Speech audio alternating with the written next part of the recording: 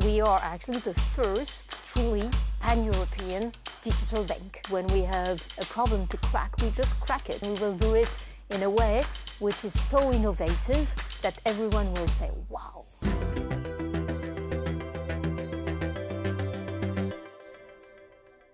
Welcome to The Big Question, the series from Euronews where we sit down with some of the biggest names in business.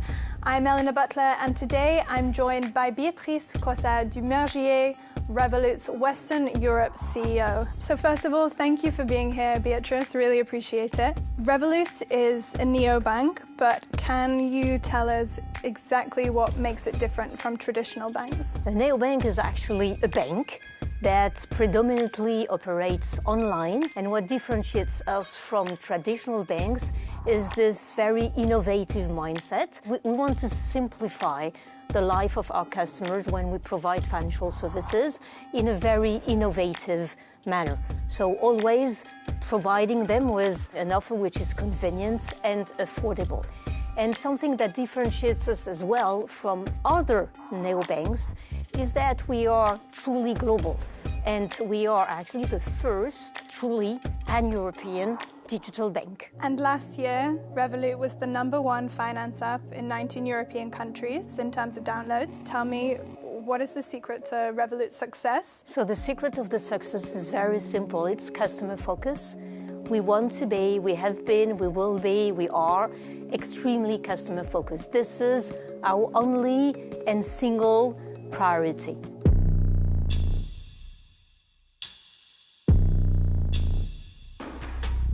And Revolut recently hit 65 million customers, which is incredibly impressive for a bank that's only a decade old. I wonder, can you tell me what's next? We want to hit the 100 million customer target in 2027. For that, we will be investing 11.5 billion euro in the coming years. So there is nothing to stop us, actually. So we operate in 65 countries, and we have been profitable since 2022. And Europe represents 2/3 of Revolut business. We serve more than 40 million customers in all European countries. The strongest market, the largest market in Europe is France, and it's also the fastest growing market. So we have decided to set up in France a second hub, so based in Paris, to cover all Western European countries.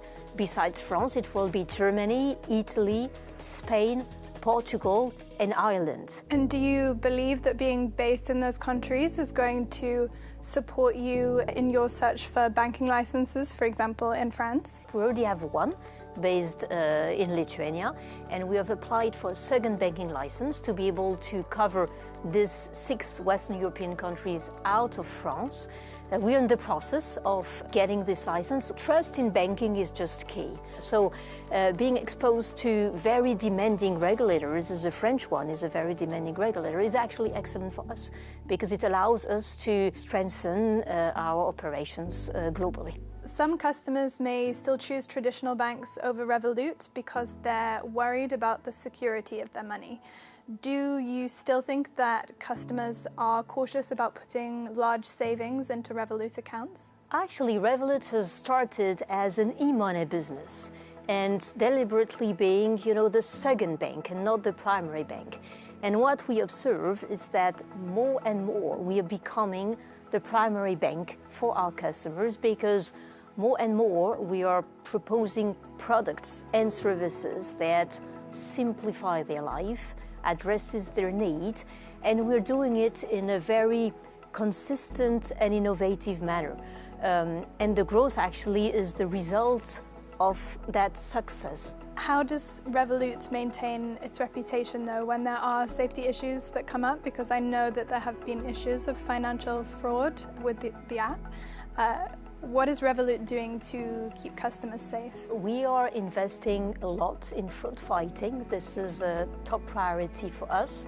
Out of the 13,000 people working for Revolut worldwide, about 1/3 are working on anti-financial crime measures, fighting against fin crime, fighting against terrorist financing, and also fighting against fraud, because all of this is totally interlinked. And because we are a truly pan-European player, we also have a unique visibility of some fraud patterns that happens to be, cross-border, because fraudsters don't care about border. We have probably the best data scientists in the world working for us, so we are developing machine learning models to identify fraud patterns, and be in a position to cut that very upfront, and to inform customers. So, for example, we've developed recently a feature, an in-app call. So when we notice something weird happening, then there is an in-app call so that the customer can feel safe, because the call comes from the Revolut app itself. That says, look, this looks weird, so you should be maybe careful about wiring this money from point A to point B.